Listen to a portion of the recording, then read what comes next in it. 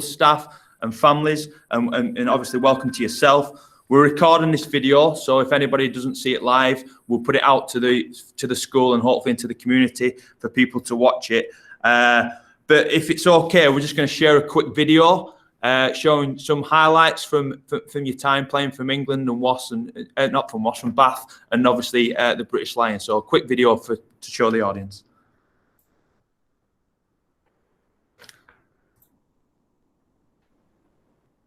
Ford, quick hands to Good, and Watson scores the first try in the...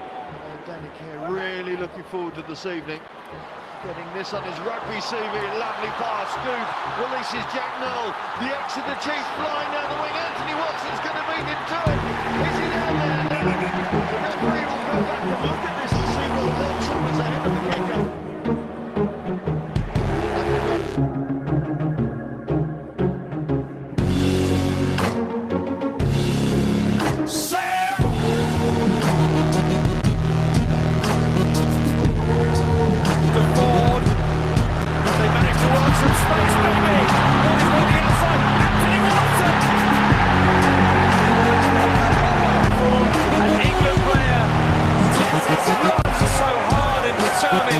To get over the line.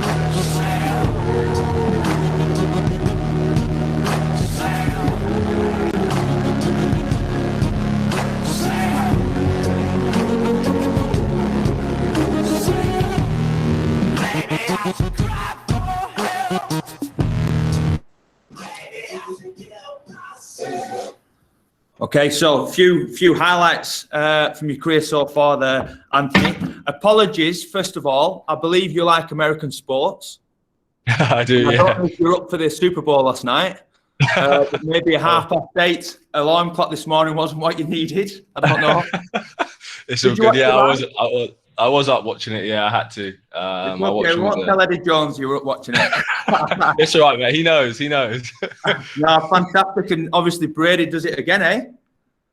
Yeah, I'm not going to lie. I was back in the Chiefs. So, and I put it on my Instagram. So I feel like a bit of an idiot this morning. I said Chiefs by 5 and it couldn't have been further from accurate. So yeah, he's definitely pulled it out. But Patrick Mahomes has certainly got a big future ahead of him. And, you know, his time will come, wouldn't it? I think on the radio this morning, he's going to earn something like £500 million in the next 10 years. Yeah, his unreal.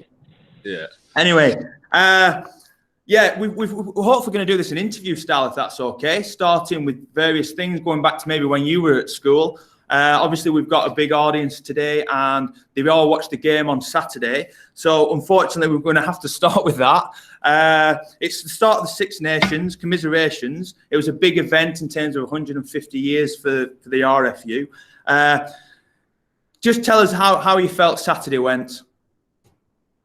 I mean, obviously, look, we're massively disappointed. You want to kickstart your campaign with a win, and we were fuming that we weren't able to do that. But not only weren't able to do that, we weren't able to. I feel like we fired any shots or showed what we were capable of in any facet, really. So that's why it's even more disappointing. Sometimes you can. Losing's never nice, but it's something that you can deal with a little bit better when you feel like you've played close to your potential, or at least been close. There's times where you just got to hold up your hands, haven't there, and say, actually, on the day, Scotland, performed amazingly well and took the victory. I think yesterday's event at Wales really opens up the Six Nations, so it's certainly something that's still there to go for. Is there any kind of, as a school teacher, we always go to fixtures, and the first thing that the lads or the girls say when they get off the bus is, "Oh my God, sir, they are massive," or "Oh my God, we're going to get absolutely battered here." Is there any kind of teams that you fear in terms of the opposition, or anybody you come up against and think, oh my goodness, I've got them to look after today? Nah, not anymore, if I'm honest with you. I'd probably say, yeah, similar. When I was at school, I would have been on the same wavelength. You come up against some schools who have got 3 massive blokes, and it's it can be a little bit intimidating at times. But I think that's kind of why I ended up falling in love with the sport and still love it. Is just being able to put yourselves in those positions where you've got to front up with your friends. And yeah, I mean, like I said, I don't really feel that anymore because the margins when you get to professional rugby are so slim. Everyone's huge anyway, so there's and not too you're much. in that position where you are now that player, and you obviously train with big guys every day who condition you into order to go into that battle, don't you? We've been fortunate off RFU to receive some rugby balls and some mouth guards as part of our All Schools programme. So what we've done throughout the week is we've kind of asked pupils to come up with some questions. So we've got our first question at this point. It's from Lewis in Year 7. So hopefully he's going to come up on camera and he's going to ask the question for us. Cool. Hello. What is the most difficult opponent you've played against? Lewis, mate, I'd say the most difficult player I've played against is a player from Samoa called David Lemmy. Quite interesting after what we were just saying there about big guys. He was actually a really small guy. He was really small, but he could change direction like across the field so quickly. And I played against him when I was pretty early on in my career, and he was towards the end of his. And he just schooled me up. He taught me.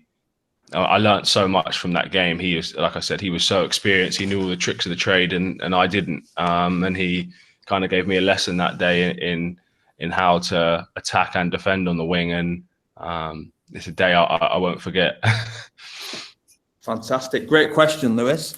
In terms of the Six Nations this year, it's going to be interesting with the British Lions tour hopefully going to happen, whether it be in South Africa or elsewhere with COVID, etc. Do you think there's an additional pressure, maybe, Warren Gatland maybe watching all the games? Do you think there's an additional pressure this Six Nations with the Lions coming up?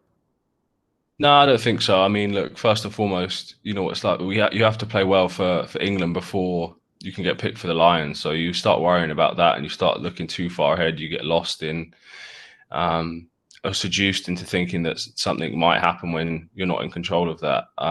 So look, I think it's anyone's dream to play for the British and Irish Lions. There's no dispute in that. But, first and foremost, you have to play well. First and foremost, when you're here, you want to win, and you want to win the Six Nations. And that's our goal, 100%. And like you said, the result of the weekend with Wales and Ireland, throws it right out there. So, that'll still be our goal, 100%. Yeah, it's a really interesting situation, isn't it? Because you're England, you go, to win the Six Nations, but then in summertime you come and meet some of these players and you become one team as the British Lions, and the interactions. But like I say, I think once you cross that white line, you're England first and foremost, and you're up against opponents, but then they become your teammates there. We've got a question from Owen in Year 10. Now, I don't know if Owen's on. Just make yourself known, Owen, if you're on there.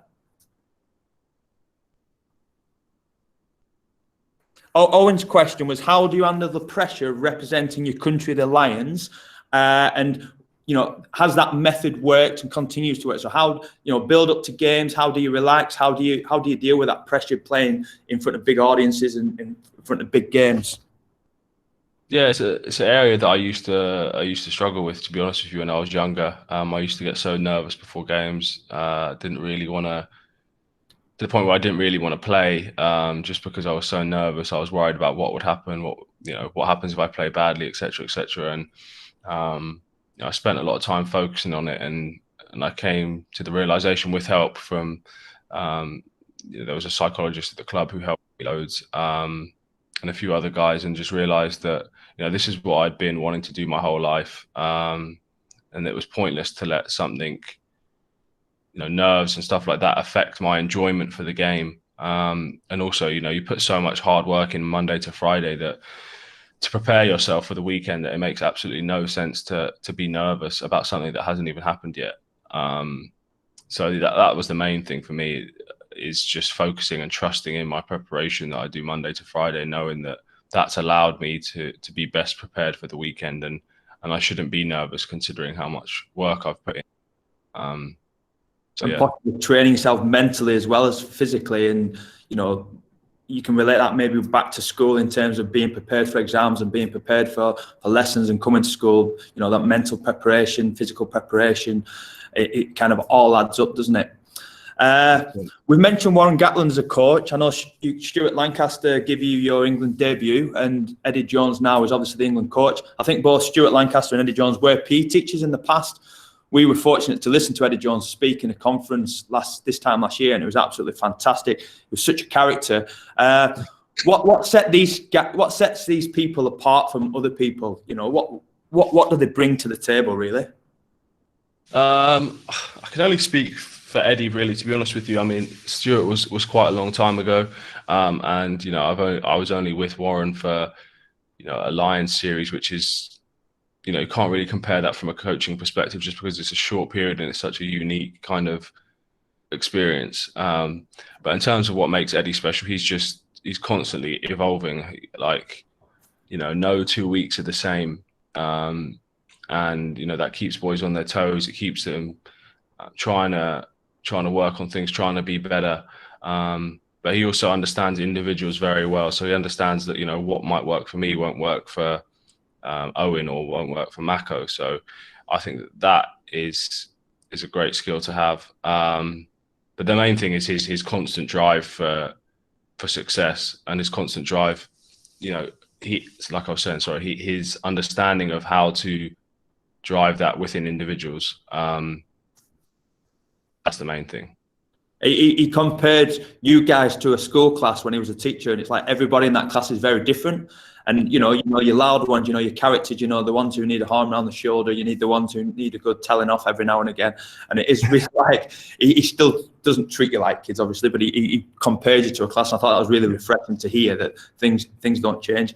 There's some dodgy haircuts though in that England team. Oh mate, trust me, I'm not taking this beanie off. I haven't had a haircut in 2 weeks, and it's this weekend some right styles off. Some interesting haircuts, but I know you've gone through that. We won't touch any more on the hair. Thank you. Let's go to Bath then. So Bath's your normal team, fourth last year, struggling a little bit this year. I just want to make some comparisons. Football is God up here. It still is. Newcastle United, it's massive, and we'll touch on your brother and the time he spent up in here. But in terms of football and rugby, very, very different. I know that for Bath, you've got some England teammates who play with you, Jonathan Joseph and Sam Underhill. Sam actually presented us with a kit which we made for all schools, so it was really good from him. But then you've got people, I think Sam was saying he's still at university learning to get a degree. You've got an ex-Lance Corporal who fought in Afghanistan playing for Bath. People kind of have normal lives or jobs where we don't relate that to football. It's a long term off in terms of pay. The difference is massive, isn't it? Yeah, it is. Both are very demanding sports. There's no two ways about it. But the rugby players, in terms of the amount of them that have come from or had no aspirations really to become rugby players, and kind of just ended up doing playing rugby. I think that's the main difference. A lot of guys just are playing down their local clubs, playing for fun, and then end up getting better and better and better and better, and then eventually end up, like you said, playing in the Premiership. And I don't think that's too common in football, just because it's such a specialised sport and it's so driven from such a young age. You've got boys in the academies at like 5 years old, which is kind of absurd. So I think that's the main difference, really, is just how early and how specialised the sport is. Whereas rugby, like I said, there are some guys like Rory McConaughey, who went to the World Cup 2 years ago. Was just at uni, and then he played sevens after that, and then next thing you know, called up and played in a World Cup for England. So I think that's the major difference, really, is that you can start anywhere really in rugby and end up playing professionally. Yeah, definitely. We've got Ashley. Ashley, come in. She's a bit nervous, but she's live with us in the classroom today. She's in school. Ashley, what's your question for Anthony? What would you do if you didn't play rugby? Actually, interesting question. I used to say that I'd be at university, but I don't think I'd be at university anymore at 26. So I'm not sure. I'd still like to be involved with sport somehow. I'd probably like to be an agent or something like that, try and help out other athletes. Or my dad's involved. I'm saying she stumped you with this question. Yeah, proper. Or my dad's involved in the oil industry, so maybe something to follow on the family tradition type thing. So either be sport or oil. Fantastic. A bit of a different but fantastic. Yeah. You're inspiring people, Anthony, and Ashley's taken away a ball and a mouth guard there. So hopefully makes the air on, make a brilliant scrum half one day. Comparing football again, the Rec, your home ground, holds 14,500 people, I think. I've done my research very cheaply on Wikipedia. But then from there, you go to playing in front of 80,000 people at Twickenham. That must be, footballers are used to that, but that must be crazy for a rugby player. Yeah, I mean, the first time you play at Twickenham, especially, in front of your home fans, it's always special. 80,000 people is a lot of people when you hear them singing the national anthem and stuff like that. But, once the whistle goes, so after the national anthems, it could be 20,000, 30,000, 80,000. The difference, that you notice isn't that much because you're so into the game. It's more, when there's breaks in play or, like I said, when they're singing the national anthem or at the start of the game that you really notice the difference between 20, 30,000 to 80,000. But once the whistle's actually gone, you're so invested in the game and what's going on that it's very difficult to hear and notice what's going on around you anyway, other than your teammates and stuff. Yeah, wow. I think Jack from Year 9. Jack, are you there?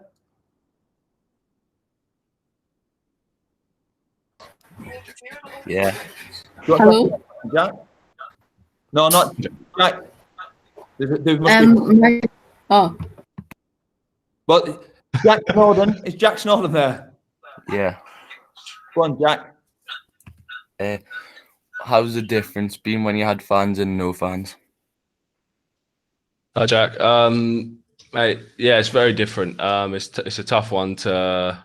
At first, it was something that didn't really affect me and us just because, we had to do our jobs and we had to get on with it. And like I said, once the whistle blows, you don't really notice it. But then when you run into a massive stadium like Twickenham for the first time when there's no fans and you're looking around and there's just 80,000 seats, it's a little bit mad. And, I kind of do feel sorry for some of the guys who have got their first caps in this kind of environment like it is now, just because, the first experience of your first cap should be with fans and with everyone screaming and stuff like that, just so you fully get to absorb and be in the environment. So I feel sorry for those guys, but in terms of what it's like now, you kind of get used to it, if I'm honest, and you just got to get on with it. We can't do anything about it. It's unfortunate. We wish there were fans there as well, but we can't do anything about it. So we just got to play and do our best. Is Luke Barber there as well? Because Luke's got a good question. Yes. Kind of following on from this. Hello. When I watch rugby, the players all seem really polite to the referee and each other compared to when I watch football. How much self-restraint and dedication does it take being a professional rugby player? Hi, Luke. Yeah, it takes a fair bit. But I think, the way that rugby has, their values and stuff like that is, you can't really afford to do anything stupid to the ref or say anything or be disrespectful to the ref, because you'll end up getting a red card and then you've let your team down, and that's the worst thing you can do. I think it's very important to respect the referee and respect their decision making and just handle what you can.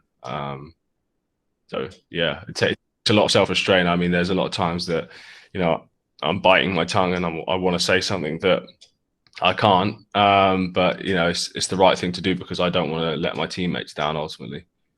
It is fantastic in terms of rugby, and I had a story about 5 years ago where I had a good football team and a good rugby team, but they were very, very similar lads who made up both teams.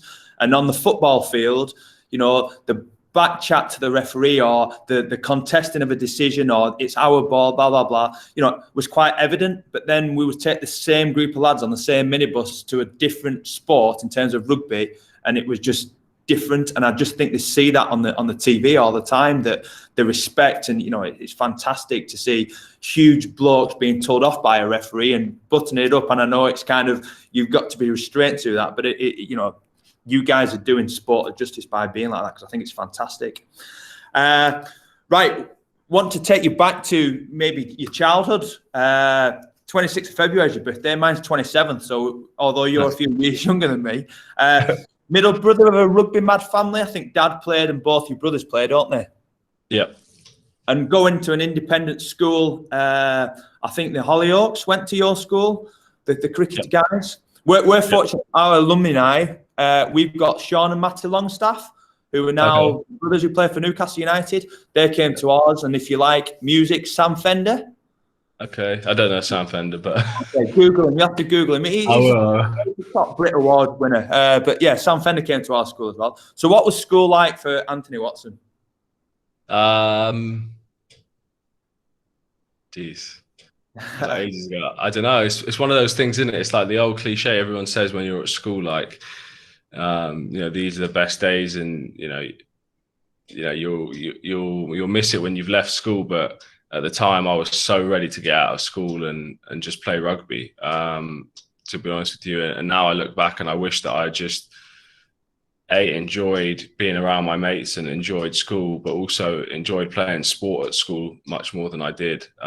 Just because, you know, when I hit sort of 17, 18, I kind of was very focused on just trying to become a professional rugby player, that I stopped enjoying playing with my friends as much as I should have done. And it's one of my biggest regrets. In terms of school and lessons and stuff, I've got a Nigerian mum, so it's very difficult for me to slack in terms of education or slack in terms of, you know, getting in trouble and stuff. I would always get disciplined pretty strongly by my mum. So she kept me on the straight and narrow.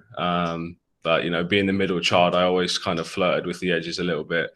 My older brother and younger brother were much more straight down the line than I was. But I think it put me in good stead having a mum like that. It meant that, you know, whilst I was very focused on rugby, I was also very understanding that, you know, it will be taken away from you very quickly. So she was very pushing of me to do stuff outside of rugby in terms of education, and I've done that. So yeah, brilliant. Fantastic. And growing up, I think Alfie Sloan from Year 9 has got a question there. Alfie? If not, I'll ask it for him. Alfie asked, who was your biggest inspiration growing up? My biggest inspiration growing up was probably Jason Robinson. He was just a man. Like, you know, I looked to, when I was watching rugby, and especially the 2003 World Cup final, you see him just making stuff happen constantly across the pitch, scoring the try, just doing everything really. And he was the guy that England kind of looked to when they needed a spark. So yeah, I would say him. And, you know, in terms of who do I look up to now? Who's my inspiration now? I'd probably say my dad, just because of the way he goes about his business, how he works and stuff like that, and how he is with people. So yeah, I'd say those two. Yeah, fab. How are we doing for time, Anthony? I know the lady just popped in there. Was she giving him as a warning? Are we good? I think so. I'm not sure.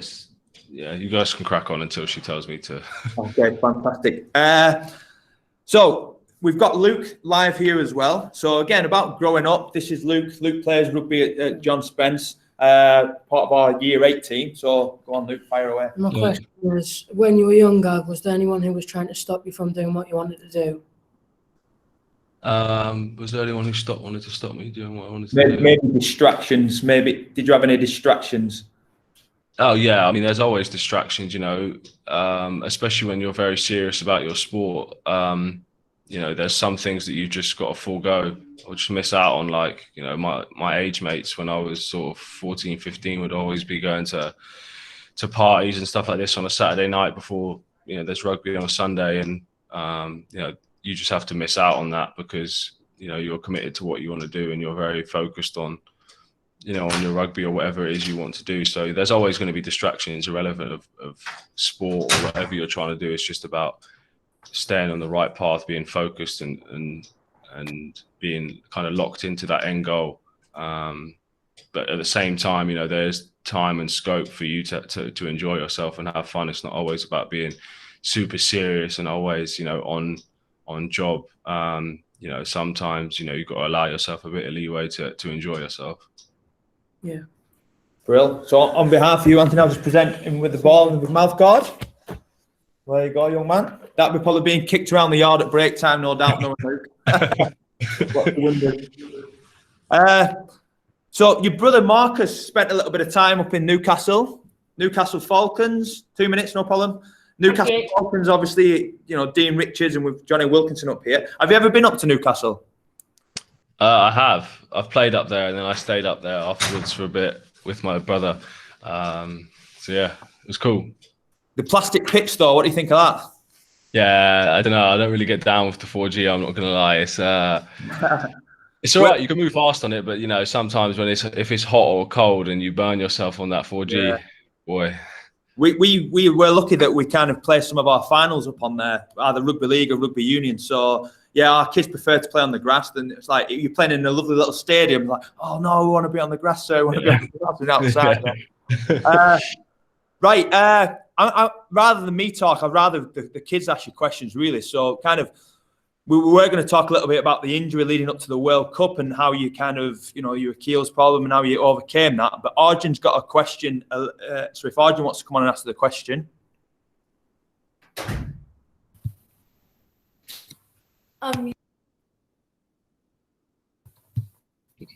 Through hardships, what has been through hardships, what has motivated you to keep on going and achieve where you are now? Hey, mate. I'd say, like I was just saying earlier, in terms of the long-term goal, through hardships, you've got to figure out what's important to you. And I figured out with missing 13 months of rugby, how much I relied on rugby for me being happy and also for me being, on the straight and narrow and committing to something long-term. So that whole process just highlighted to me what was important. And, once you've figured that out, it becomes very easy to commit to something and stay focused on it. So I'd say that's the main thing. But also, you've got to be able to, like I said earlier, you've got to have a little bit of leeway and enjoy yourself a little bit through those times and not get too stressed out about anything. But having a good support network around you, guys you can rely on, whether it's your friends, your family, whatever, just speaking to those people, bouncing ideas off them, just gathering as much information and knowledge as you can through those periods, being open with your emotions and stuff like that is very important. So I'd say that, a blend of all those things I just mentioned is what helped me massively throughout hardships, or particularly throughout that injury, is the 13-month injury. Cheers, Arjun. Fab question. I look fondly back on the World Cup 2019. 1 minute. Like 30 seconds. Sorry, he's got a meeting to go into. So yeah, thank you. Flynn's here. So Flynn's live. So he's going to ask you about your best try you've ever scored. What was your most memorable try that you scored in your rugby career? Flynn, mate. My most memorable try. I can't say it from a losing game, so it's going to have to be one that I won. I'd probably say I scored a try in the 2016 Six Nations Grand Slam game against France. I just remember it was such a big game. Like, we needed to win the Grand Slam, and everything wasn't going our way that game. And Ben Youngs put a great kick through, and I was lucky to get on the end of it. And I just remember what it did for us and for the team going forward in terms of giving us momentum to kick on. And then win the game. So I'd probably say that was my most memorable one, just because of everything that followed, really. And Anisha's going to ask the last question, hopefully. So Anisha, are you there? Sorry. Thanks, guys. All right. Okay. No, Anthony, thank you very much for your time. Cheers. Thank you very much. For sure. Good luck with the Six Nations. All the best with the British Lions call up, hopefully, and look forward to seeing you in action next week against Italy. Appreciate it. Thanks very much, everyone. Thank you. No worries. Thank you. Cheers, Everybody else, and John Spence, if you just want to stay on, we've got a short video just to show you. Apologies, Anisha, for not getting that question asked there, which I thought was a fantastic question, and to Faye and to Lewis for your second question. But anybody who's asked a question, I emailed you on Friday, and you'll all get a rugby ball and a mouth guard as well. Hope you enjoyed this morning listening to Anthony. He did play live on Saturday, and he will continue to be part of the England Six Nations, which is coming up. But yeah, we'll just leave with a little short video about his time with the British and Irish Lions.